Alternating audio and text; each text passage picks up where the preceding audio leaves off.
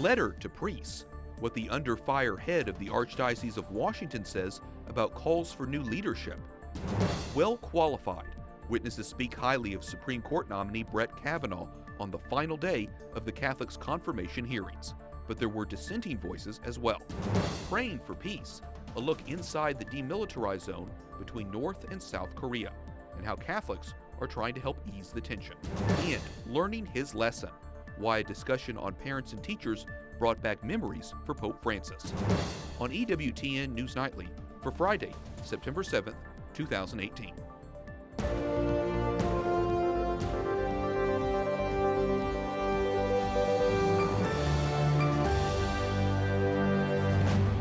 Good evening from Washington, D.C., and thank you for joining us for News from a Catholic Perspective.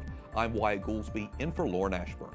It's been over a month since Pope Francis accepted Archbishop Theodore McCarrick's resignation from the College of Cardinals. Just a few weeks later, a grand jury report in Pennsylvania outlined decades of clergy sex abuse. The news has stunned the Catholic Church in America, and the outrage is widespread. Now a high-ranking church official who's facing fury himself is calling for a period of healing. In a letter released by the Washington Post, Cardinal Wuerl says, quote, among the many observations was that the Archdiocese would be well served by new leadership to help move beyond the current confusion, disappointment, and disunity. But Wuerl, who heads the Archdiocese of Washington, does not indicate if he is considering stepping down, despite calls for him to do so. The Cardinal proposes a 6-week program focused on prayer and recognizing the suffering of abuse victims. He also wants to do a 1-day retreat for abuse survivors. The U.S. isn't the only country dealing with a sex abuse crisis. In Argentina, authorities raid a Catholic school for young people with hearing disabilities. It's part of an investigation into alleged clergy abuse. Police say officers took documents from the past 30 years. The probe has shocked parents, students, and teachers in the homeland of Pope Francis.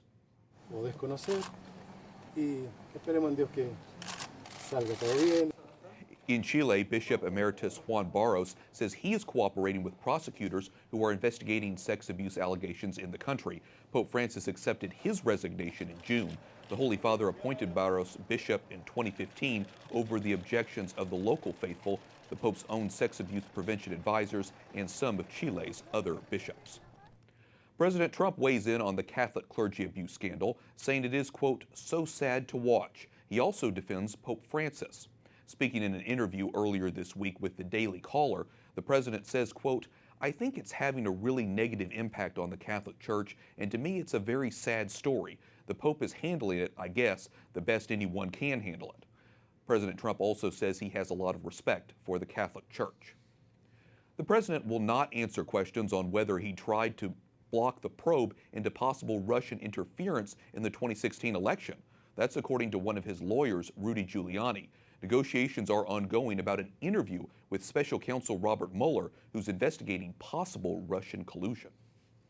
Former President Barack Obama is no longer on the political sidelines. Today, he started to push to get Democrats elected this November with a speech at the University of Illinois in Urbana-Champaign. Each time we've gotten closer to those ideals, somebody somewhere has pushed back. The status quo pushes back. It did not start with Donald Trump. He is a symptom, not the cause. Obama will be spending a lot of time on the campaign trail in the coming weeks. He'll be in Southern California stumping for Democrats Saturday. Next week, he'll be in Ohio to rally support for the Democratic gubernatorial candidate. Senate Democrats worked late into the night Thursday in a last attempt to paint Brett Kavanaugh as a foe of abortion rights. But the Supreme Court nominee appears on his way to becoming the court's 114th justice. Capitol Hill correspondent Jason Calvi reports from above the hearing. Good evening, Jason. Good evening, Wyatt. Today wraps up the 4th and final day of the hearings. Abortion was a focus throughout Kavanaugh's 2 days of testimony. 28 legal experts today making their case for and against the judge, as well as leaders of the American Bar Association, who gave the nominee their highest rating of well qualified. If there is a pattern to the decision, it's what we saw was an allegiance to the law, a dedication to looking at the facts of each particular case and applying the law to the facts of that case, and a faithfulness to precedent. Democratic witnesses expressed concern about Kavanaugh's record on a range of issues, including access to birth control and abortion. Now, New York University law professor Melissa Murray told lawmakers that Kavanaugh would provide the necessary fifth vote that would utterly eviscerate the 1973 Roe v. Wade decision establishing a constitutional right to abortion. What we have seen over the last 2 decades is a concerted strategy that would dismantle Roe v. Wade piecemeal, not in one fell swoop, but rather through a death by 1,000 cuts. Make no mistake about it, a vote for Judge Kavanaugh is a vote against Roe. The witnesses also included Rochelle Garza, the legal guardian for a pregnant immigrant teenager who sought an abortion last year. In that case, Kavanaugh dissented from a ruling that cleared the way for the teen's request. It's his only ruling dealing with abortion. And the judge was asked about a ruling of his on the Obama contraceptive mandate. That's a part of Obamacare that requires employers to pay for birth control and abortion-inducing drugs. In that case, he sided with the group Priests for Life, who challenged the mandate. Now, you can hear that entire exchange on my Twitter page. Wyatt? Well, Jason, another concern for Democrats is Kavanaugh's ability to be independent from the man who nominated him, President Trump. That's right, Wyatt. John Dean, who's actually testifying behind me right now, Richard Nixon's White House counsel, he cooperated with prosecutors during the Watergate investigation. He testified about that issue, and he predicted with Kavanaugh on the court, it will become what he says is a weak check at best on presidential power. Capitol Hill correspondent Jason Calvi reporting. Thanks, Jason. Defense Secretary James Mattis makes a surprise visit to Afghanistan's capital. This just days after a suicide bomber killed 21 people. Mattis met with high-ranking government officials. They discussed security issues and trying to stop corruption. Mattis also assured the leaders the United States was committed to stay in the country until it is safe and secure. The presidents of Iran, Russia, and Turkey hold a high-stakes summit in Tehran to discuss the fighting in Syria. The talks are seen as a chance at a diplomatic solution before a full-scale military assault on Syria's last rebel-held area. Russia is in favor of the assault. Iran says Syria needs to be rebuilt and calls for the U.S. to leave the country. Turkey, who shares a border with Syria, has the most to lose if there is violence. They're calling for a ceasefire. United Nations-led peace talks on Yemen have stalled. It would have been the first dialogue in 2 years between the government and Houthi rebels. Opposition leaders say they won't travel to Geneva unless they're guaranteed a safe return home. An estimated 10,000 people have been killed in the conflict. Work, not money, is what gives people dignity, Pope Francis says. In an interview with an Italian financial newspaper, the Holy Father says work is a key issue in life. He says, quote, a person who is able to support herself and her family with her work develops dignity. Work creates dignity. Vatican correspondent Juliet Lindley joins us from Rome. Juliet, this is an issue Pope Francis has often highlighted, the importance of work and the responsibility of corporations to take care of workers. The Holy Father lays out his vision for a Christian approach to work. What is it? Wyatt, Pope Francis says that many economies have put profit first and they've made money an idol. So he says that that's resulted in unemployment in Europe. And the Pope says that the human person must be at the center of any economic system. Only then will it be successful. He also says we need to respect people's dignity, and companies mustn't look just at profits, but they must promote a decent life for their employees. Pope Francis says what's good for people will be good for companies, and those two concepts can't be separated. The Holy Father also addresses work and its connection to migration right now, which is a controversial issue in many European countries and the U.S. That's right, Wyatt. Pope Francis doesn't dismiss the great challenge that migration poses right now, and he acknowledges that many people are actually scared by poor people who are migrating for jobs. So the Pope also says that migrants should be respectful of the culture and laws of the countries that are hosting them, and he says that that's the way to overcome fears and concerns and to actually achieve integration. Well, the Pope also suggests how Europe can handle the migration issue. What's his advice? Well, the Holy Father says Europe needs hope, and it needs to be open to migrants. So Wyatt, the Holy Father says that openness could translate into an economic advantage for Europe if people focus on the human person and on their contribution rather than just looking at numbers and profits. And he says entrepreneurs who embrace migrants could see a lot of positive results if they work to build just and democratic systems. Now, the Church, as we know, has always urged countries to put people first when it comes to business. So Pope Francis is highlighting once again the need to do this in this interview with Il Sole 24 Ore, Wyatt. Well, sounds like some very valuable advice. Juliet Lindley, EWTN News Nightly Vatican correspondent. Thanks so much. Thank you, Wyatt. Coming up, a policy expert examines how Judge Brett Kavanaugh fared in his confirmation hearings. And a report from the demilitarized zone on the role Catholics are playing in bringing peace to the Korean Peninsula.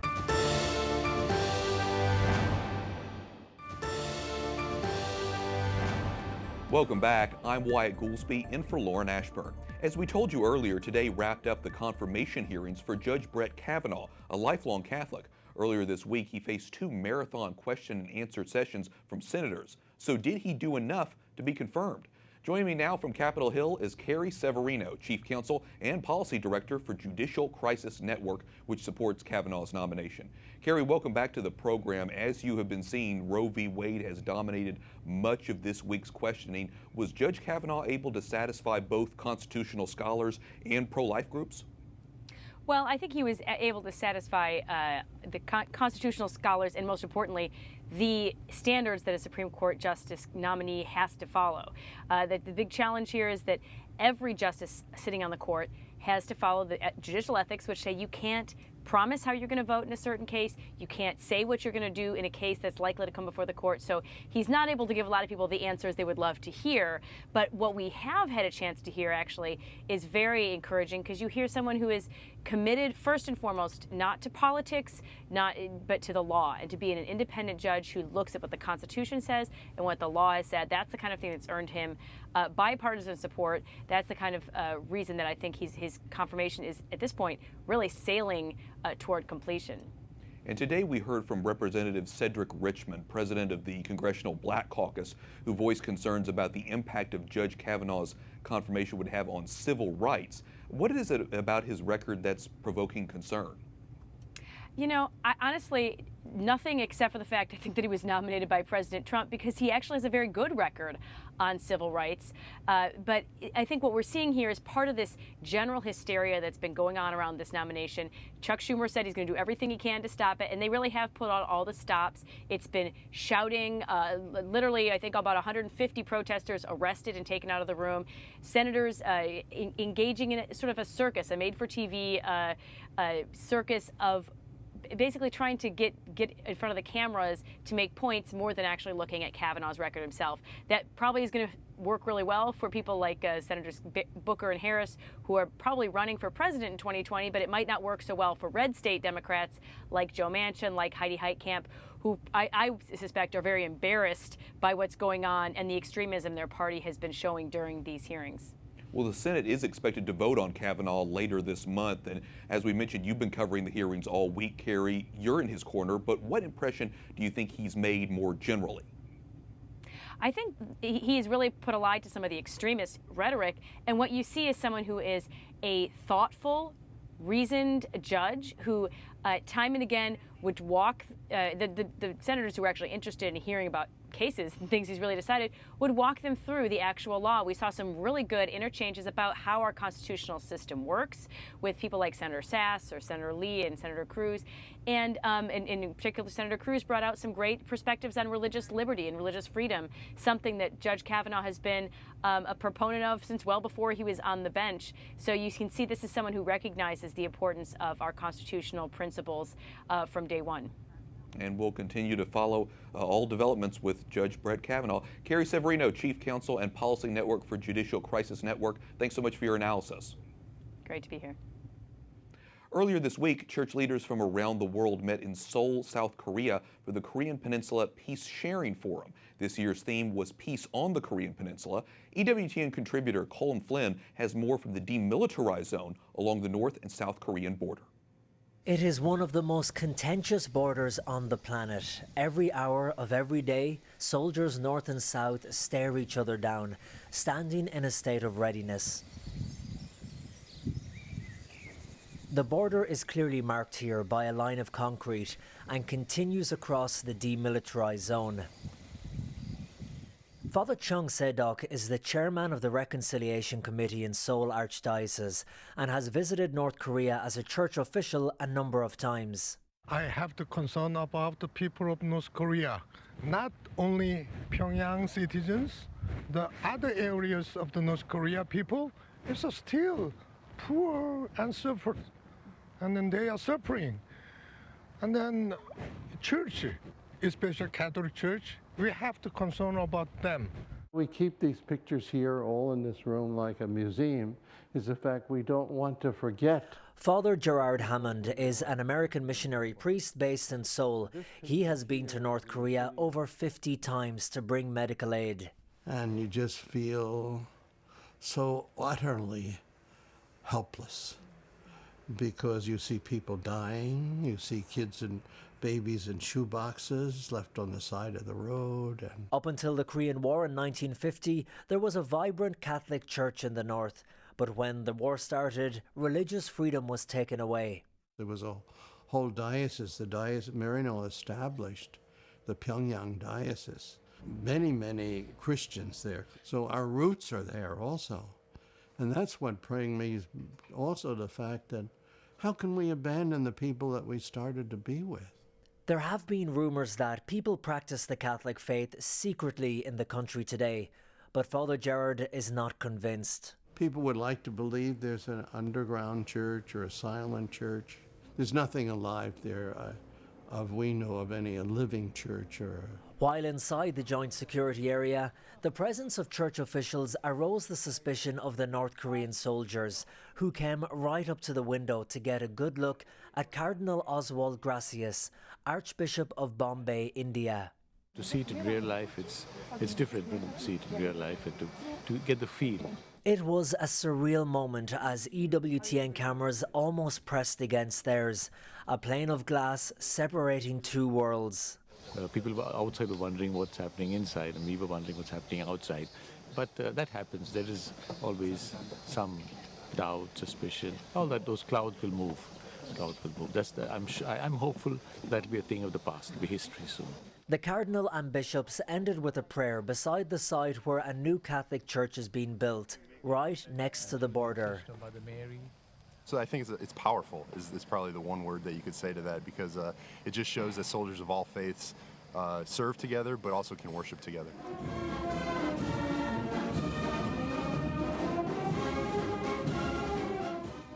As Pyongyang prepares for another military parade of power and might, all eyes will be on North Korea as efforts to denuclearize seem to be stalling. But the bishops who visited here today are hopeful, not just for stability between the United States and North Korea, but for unification and peace on the entire Korean peninsula.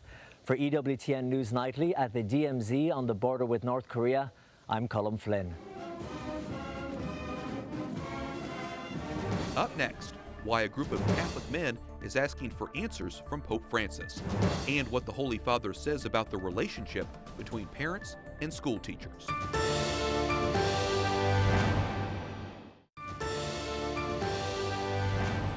Welcome back. I'm Wyattghoul in for Lauren Ashburn. A federal judge blocks Texas again from requiring abortion clinics to bury or cremate baby body parts. This week's ruling is another defeat for the proposal signed last year from Republican Governor Greg Abbott. The judge says the requirement puts substantial obstacles in the path of a woman's right to abortion. A group of Catholic men is demanding answers from bishops, cardinals, and the Pope about the sex abuse scandals plaguing the church. In a letter, they write, quote, amidst widespread global abuse, cover-ups, and hierarchical failure, what are you doing and what will you do to protect the people of God? We urge you to answer this simple question. The complete letter can be found at CatholicMenUnited.org. A group of Catholic women wrote a similar open letter Joining me now is one of the men who signed that letter, Mark DeYoung. He's studying moral theology at the Catholic University of America. Mark, welcome to the program. Thank you very much for having me. People like theologian Scott Hahn, radio host Al Krestev signed this letter. Why did you sign it? Why did you think it was important to sign it? And why is it so important for men in general to voice their concerns? Well, I think we're living in a time of crisis right now for the church. We're seeing broad-scale infidelity on the part of the clergy, as well as lay people. We're seeing just decades of the history of child abuse, and we're really just asking for a reform, a purification, and a time for the church to look at itself and to root out some of these evil causes. What has the response been like so far? The response has been great. We, of course, had an original list of signatories at about 100, and I believe we just about reached 7,000 as of a few hours ago. So the response has been great. Men have been contacting us and saying this is the right thing to do. What impact do you think that the current sex abuse crisis is having on the number of men entering the priesthood or just lay men in general? Well, as you well know, the numbers in the seminaries certainly are waning, have been waning, but I think there's also a sense of just sort of what happens leading up to vocations, what's happening in the parishes, the parents who are not feeling comfortable with their kids being involved in the liturgy and participating in lay apostolates, and just a general sense of fear and maybe distrust about the state of things with the leadership. And that's so tough. I mean, obviously, the liturgy is so important for Catholics to be involved in and to be a part of, and when they're not, we're seeing that separation. And for a young man to find his vocation, to begin hearing that call. It starts with the liturgy. Absolutely. So American bishops will be meeting in November. Obviously, this issue will continue to be front and center, likely when they're talking about it. What would you like to see them, or how do you want to see them address the issue? Well, within the letter, we're really asking for the bishops to consider a lay-led investigation of experts, criminal enforcement leaders, lawyers, and so on, and in addition to theologians and philosophers, but a lay-led investigation that really looks into what's going on here and tries to root out those cause problems. Lay people have been, of course, raising their voice at the time. Many bishops say they must play a role, as you were saying. What other advice would you say for laity? I mean, obviously, we make up the majority of the church as we move forward now. Part of what we're asking the men on our letter to do is to pray and fast regularly. Today starts our first fast of 17 Friday fasts through the rest of the year, particularly for this cause of reform within the church. So we're asking for men to take on some type of difficult sacrifice, especially giving up food on these days, specifically related to this request that the bishops take action, not only in terms of an investigation, but also in terms of just being our spiritual leaders and guiding us through these chaotic times. So many important points, and we appreciate your coming on here and talking about them. Mark DeYoung, one of the signatories to the men's letter to Pope Francis, and studying moral theology as well. We appreciate it. Thank you very much.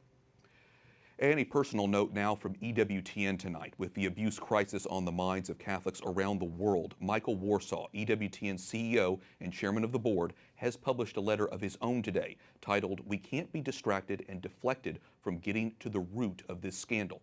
In it, Mr. Warsaw writes in part, "This moment is a painful one, but we can trust in the providence of God. It's no accident we are here at this point in church history. We have a responsibility to use our time well.